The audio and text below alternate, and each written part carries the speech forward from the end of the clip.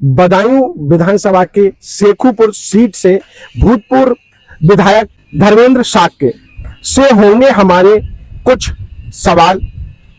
शेखुपुर विधानसभा की जनता उन्हें करती है प्यार, उन्हें हमेशा, आज वो विधायक नहीं है फिर भी उनके लिए मर मिटने को तैयार है।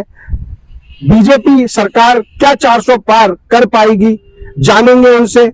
आइए तो मिलवाते हैं आपको भूतपूर्व शेखुपुर विधायक धर्मेंद्र शाक्य जी से।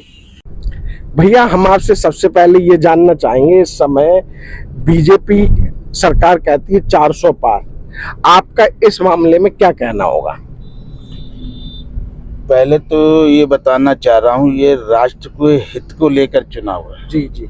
और देश के अंदर जिस तरह से माननीय प्रधानमंत्री आदरणीय नरेंद्र मोदी जी ने जो योजनाएं जो गांव तक घर तक पहुंचाने का काम किया, इससे विश्वास जगा लोगों में जी। और जाति और धर्म के नाम पर राजनीति ना हो और लोगों ने जात और धर्म के नाम पर देश को बांटने का काम किया जी। मगर मोदी जी ने कहा है गरीब की कोई जात नहीं होती, गरीब का कोई धर्म नहीं होता, गरीब गरीब होता है जी। और गरीब तक योजनाओं का लाभ पहुंचे। जैसे अभी चर्चा हो रही थी जी। और हमने भी मंच से कहा था कि 70 साल की उम्र के बाद ऐसे हमारे बुजुर्ग जिनको घर में ही अपने घर के परिवार के लोग उनसे अपेक्षित मतलब उनको छोड़ देते हैं कि ये कुछ नहीं रहा, काम के नहीं रहे, ऐसे व्यक्तियों को मोदी जी ने कहा हम उनका 5 लाख तक का इलाज मुफ्त में कराकर सरकार की तरफ से देंगे जी। ये भी लोगों को उम्मीदें हैं। गांव के गरीब का घर पक्का हो, घर के अंदर बिजली हो, घर में शौचालय हो या घर में गैस का चूल्हा हो या इलाज के लिए 5 लाख तक के गरीब के लिए व्यवस्था हो और स्कूल अच्छे हों, सड़कें अच्छी हों। और जिस उत्तर प्रदेश की हम कल लोग सोच रखते थे कि ये पिछड़ा क्षेत्र है, ये गुंडों और माफियाओं का प्रदेश है, उसको भी मुक्त करने का काम हमारे प्रदेश के मुख्यमंत्री आदरणीय योगी आदित्यनाथ जी ने किया जी। भैया,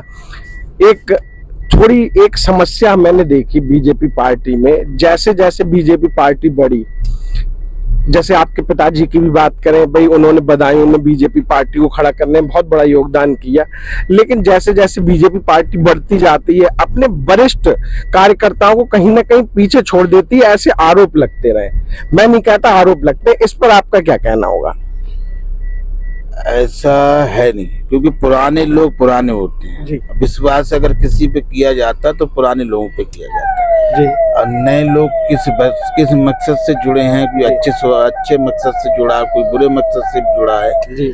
मगर हमें नहीं लगता यही एक पार्टी ऐसी है जो परिवारवाद का काम नहीं करती, सब कार्यकर्ताओं का ध्यान भी रखती है जी। और कार्यकर्ताओं को अगर कोई सम्मान देने वाली पार्टी है तो भारतीय जनता पार्टी है। मैंने एक नहीं कई किस्से ऐसे हैं जो छोटे से कार्यकर्ताओं को बड़े पद पर बैठाल कर उसको सम्मान देने का काम अगर कोई करता है तो भारतीय जनता पार्टी करती जी।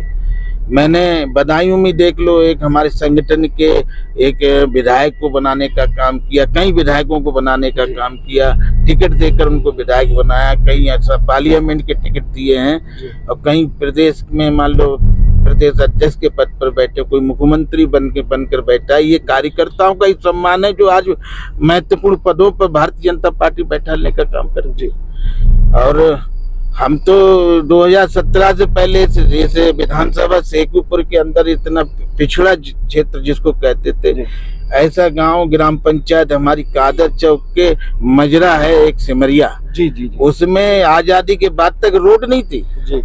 और कोई महिला अगर प्रेग्नेंट होती थी तो एम्बुलेंस नहीं पहुंच पाती थी। ऐसी पुरानी सरकारों ने भेदभाव करने का काम किया। ये हमसे जुड़ा हुआ गांव है, हम इसमें एक सड़क एक ईंट नहीं लगाएंगे, मगर हमने कोई भेदभाव नहीं किया। हमने सब, कोई भी जात का हो, किसी भी धर्म का हो, हमारी सरकार ने हमने सब में विकास करने का काम किया और उसमें एक सड़क नहीं 2-2 सड़कें डलवाने का काम किया।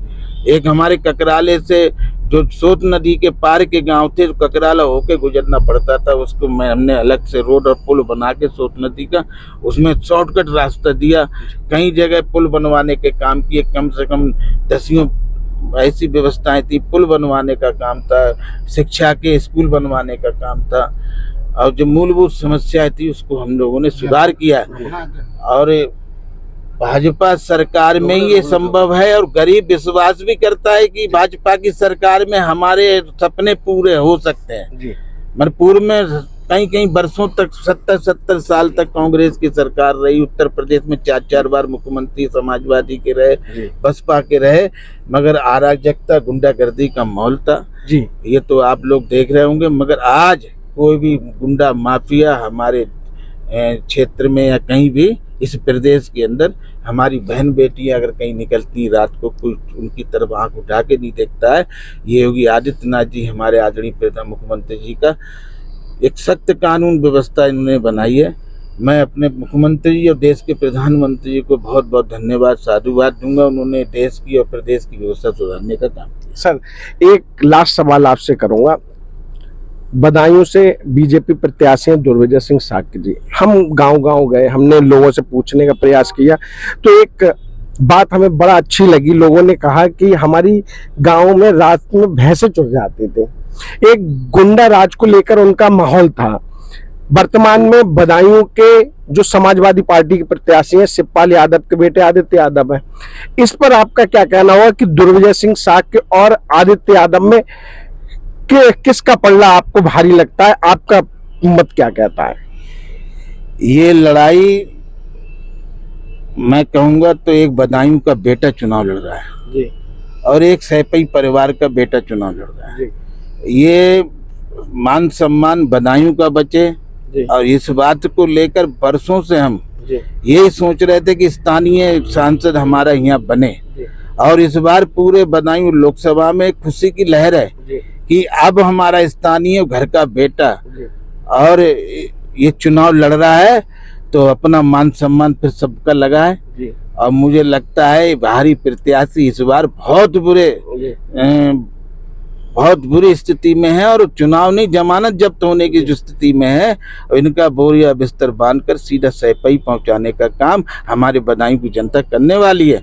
और भारी जो हमने नारा दिया 2 लाख पार, इससे भी प्रचंड बहुमत से हमारा प्रत्याशी हमारे भाई आदरणीय दुर्विजय सिंह साक्य बदायूं लोकसभा से जीत के जाएंगे। आपको समय बताएगा 7 तारीख को वोट पड़ने के बाद जब वोट खुलेंगे तो ये बदायूं की जीत होगी और सैपई की हार होगी, ये उम्मीद करिए आप।